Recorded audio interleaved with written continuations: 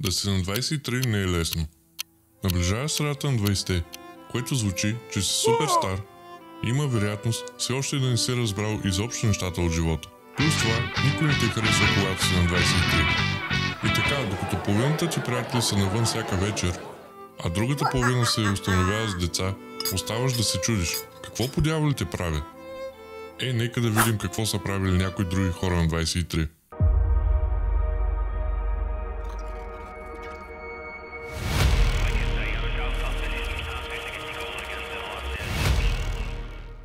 Джеф Безос в момента е третия най-богат човек в света с нетна стойност от над 150 милиарда долара и е създател на една от най-инновативните и най-успешни компании в света.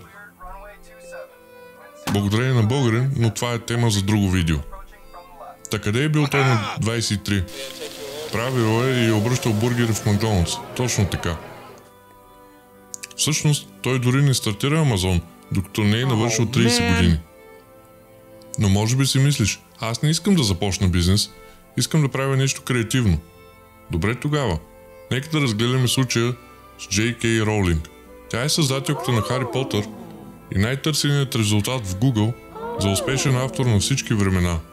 И безспорно един от най-богатите автори на всички времена. Но къде е била тя на 23 години? Напълно разорена. Преди Хари Потър тя се е регистрирала за социални помощи, описвайки икономическото си състояние като бедно, доколкото е възможно да бъдеш в съвременна Великобритания без да си бездомен. Но може би все още си мислите, че искате да изградите бранд. Не трябва да съм започнал много по-рано за това. Добре, Опра, една от най-известните личности. Къде е била тя на 23 години? Вероятно може да видите на къде отива това, но тя все още беше неизвестна. Всъщност тя току-що е била уволнена от първата си работа като телевизионен репортер. Мога да продължа и нататък. Уолт Дисни фалира, Рич Брансън тъкмо е стартирал звукозаписна компания. О, проклет да си Брансън! Но вие разбирате правилно, на 23 години наистина имате много време да разберете нещата. И все още има толкова много отворени врати и възможности за това, което бихте могли да направите или постигнете. Но посланието в това видео не е, че вашите 20 години нямат значение и че е добре да не правите нищо.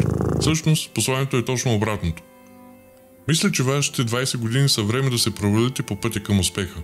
Защото в крайна сметка, това е разликата между успешните хора. Те продължават напред. Те се възстановяват, когато нещата не вървят по план. Те продължават да опитват нови неща и да придобиват повече опит. На 23 години не мисля, че някой би предвидел къде ще стигнат всички тези хора или какво ще постигнат в крайна сметка. Но те продължиха да работят върху това, в което вярваха, и това се отплати. Това, което трябва е да се спрете да се сравнявате с прекалено бляскавите животи, които хората описват в социалните медии. Така че ако сте на 23 години и се чувствате изгубени, поемете дълбоко въздух. Имате време да разберете нещата и да постигнете мечтите си.